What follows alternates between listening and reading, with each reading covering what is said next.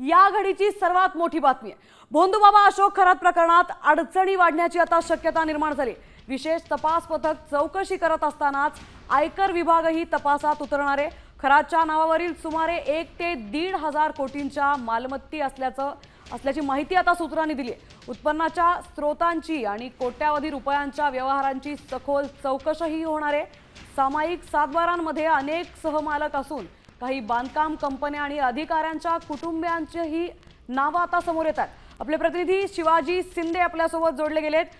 शिवाजी, भोंदू अशोक खरातकडे आता 1.5 हजार कोटींची संपत्ती असल्याचं समोर येत आहे। काय अपडेट्स आहेत या प्रकरणातले नेमके? सध्या भोंदू खरातची अडचणी वाढणार आहेत। एकूणच त्याच्या संपत्ती आणि सातबारे जे बाहेर येत आहेत त्याची कोट्यावधीची रक्कम असल्याची माहिती मिळते। त्यामुळेच आयकर विभाग ही तपास करणार असल्याची माहिती मिळते। याच्या जमीन व्यवहार जे केले होते त्यातला जो एजंट आहे तो सध्या ताब्यात आहे, त्याचीही चौकशी सुरू आहे। मुळातच खरातच्या नावावरील मालमत्ता आणि त्याच्या उत्पन्नाचा स्रोत आणि कोट्यावधी रुपयांच्या व्यवहारांची सखोल चौकशी सुरू करण्याची तयारी आयकर विभागाने केली आहे। त्यातच काही कंपन्या आहेत, त्याचे काही सातबार जे हाती लागलेले आहेत त्याच्यामध्ये तो सहमालक आहे आणि ही प्रकरणं दिसतील तशी नाही, त्यामुळे पोलीस सुद्धा चक्रावलेले आहेत।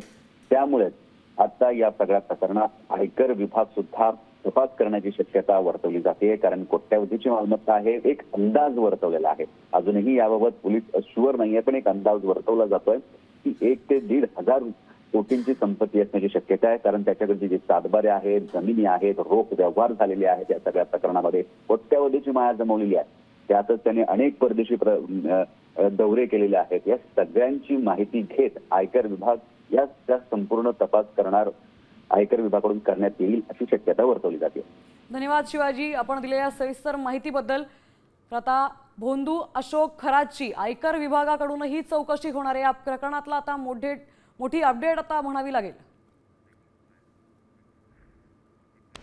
भोंदूगिरीतून अशोक खरातनं कोट्यावधीची माया जमवल्याची माहिती सूत्रांनी दिली आहे। त्यानं 100हून अधिक देशांची सफर केल्याची ही माहिती आहे। त्याच्या नावावर 60हून अधिक जमिनीचे सातबारे असल्याची ही माहिती सूत्रांनी दिली आहे। नाशिक शहरासह सिन्नर, अहिल्यानगरमधील शिर्डी, राहता, निघोज, निमगाव, कोऱ्हाळे आदी ठिकाणी शेकडो कोटींचे भूखंड आणि शेत जमिनी त्याच्यासह कुटुंबियांच्या नावे आहेत। तर शहरातील एका जागेत शासकीय अधिकारी त्याचा भागीदार असल्याची चर्चा आहे।